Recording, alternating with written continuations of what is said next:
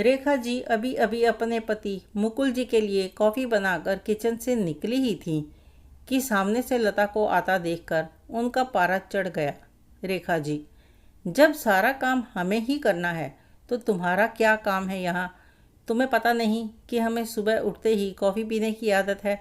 लता, माँ जी मैं आ ही रही थी लेकिन रवि को जल्दी ऑफिस जाना था, उनके कपड़े प्रेस करने में टाइम लग गया। रेखा जी, बस हर बात में बहाना पहले से ही तैयार रहता है। लता को शादी करके आए अभी केवल 4 महीने ही हुए थे। यहाँ आकर उसे ऐसा लगने लगा था जैसे किसी जेल में आ गई है।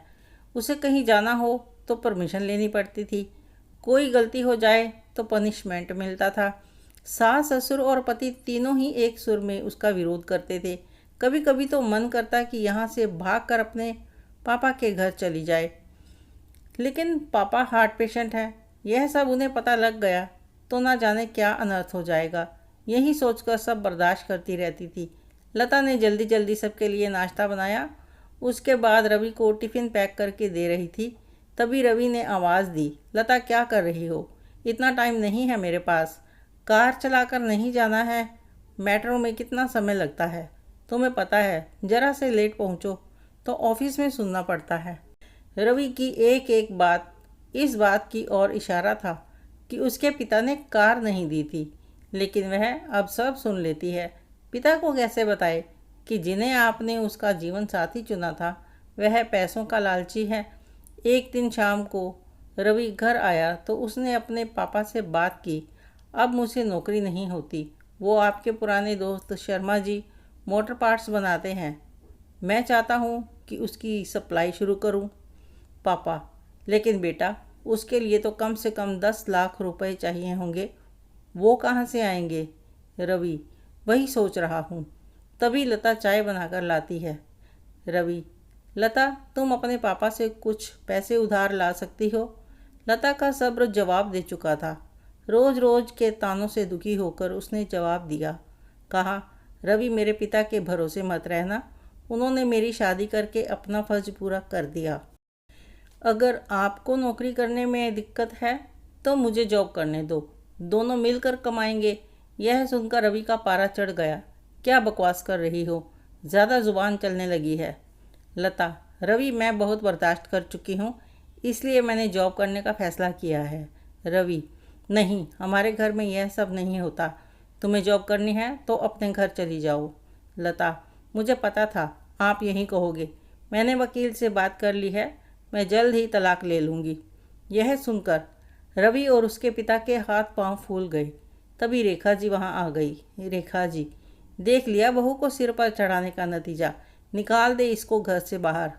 लता, ठीक है मैं पुलिस को फ़ोन कर देती हूँ, आप मेरा सारा सामान और दहेज वापस कर दीजिए, साथ ही हर महीने अपने पति की कमाई का आधा हिस्सा मैं कोर्ट से ले लूँगी। इस मकान में भी मेरा हिस्सा है, आधा मकान मेरे नाम कर दीजिए। रेखा जी, सुनो ये क्या कह रही है?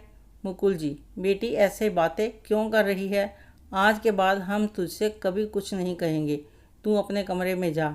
लता, नहीं पापा जी, बहुत बर्दाश्त कर चुकी मैं, अब मुझसे ये दिन भर के ताने बर्दाश्त नहीं होते। आप लोग इतने लालची होंगे ये तो मैंने कभी सपने में भी नहीं सोचा था। रेखा जी, इसके बाप को फ़ोन करके बुलाइए, इसके मुंह लगने से अच्छा है उनसे डायरेक्ट बात करते हैं। लता, माँ जी मेरे पिता हार्ट पेशेंट हैं, अगर इस बात को सुनकर उन्हें कुछ हो गया तो इसके ज़िम्मेदार आप लोग होंगे। रवि, ये तुम्हें क्या हो गया? आज से पहले तो तुमने कभी ऐसी बात नहीं की। लता, मैं आज तक आपके और मम्मी पापा के हर तानों को बर्दाश्त करती रही। 20 लाख रुपए मेरे पापा ने शादी में खर्च किए, फिर भी आपको कार चाहिए? बिजनेस करने के लिए पैसा चाहिए। लता ने उसी समय अपना सामान पैक किया और घर छोड़ दिया। जाने से पहले उसने अपने सास ससुर और पति तीनों को कहा, अगर मेरे पापा को आपने कुछ बताया तो मैं आपको अरेस्ट करा दूंगी, तलाक का नोटिस आपको मिल जाएगा, चुपचाप साइन कर देना। लता वहाँ से निकलकर अपनी एक सहेली के फ्लैट में पहुँच गई। एक दिन पहले उसी ने उसे हक के साथ अपना आत्मसम्मान बचाने के लिए समझाया था। लता, कोमल मैं आ तो गई हूँ, लेकिन अब आगे क्या होगा? कोमल, चिंता मत कर, मैंने बात कर ली है। मेरे ऑफिस में जगह खाली है। कल से तू जॉब करेगी और मेरे साथ रहेगी। 1 महीने तक जॉब करने के बाद लता एक दिन अपने घर जाती है और पिता को सारी बात बताती है। उसकी बात सुनकर उसके पिता कहते हैं, बेटा, मुझे तुमने पहले क्यों नहीं बताया? लता, पापा, आपने मेरे लिए बहुत कुछ किया है। अब मैं आपको परेशान नहीं करना चाहती थी। पिता, बेटी, मैं इतना कमज़ोर नहीं हूँ। तू चिंता मत कर, घर आ जा। लता, नहीं पापा, मुझे कुछ समय दीजिए, अपने पैरों पर खड़ा होने दीजिए, अपनी एक पहचान बनाने दीजिए। कुछ ही महीने केस चलने के बाद रवि और लता का तलाक हो गया। रवि को पूरा दहेज और 30 लाख रुपए देने पड़े। साथ ही हर महीने अपनी सैलरी का एक हिस्सा वह कोर्ट में जमा करवाता था। आपको यह कहानी कैसी लगी? कमेंट करके ज़रूर बताएं। अच्छी लगी हो तो लाइक करें, शेयर करें, सब्सक्राइब ज़रूर करें। धन्यवाद।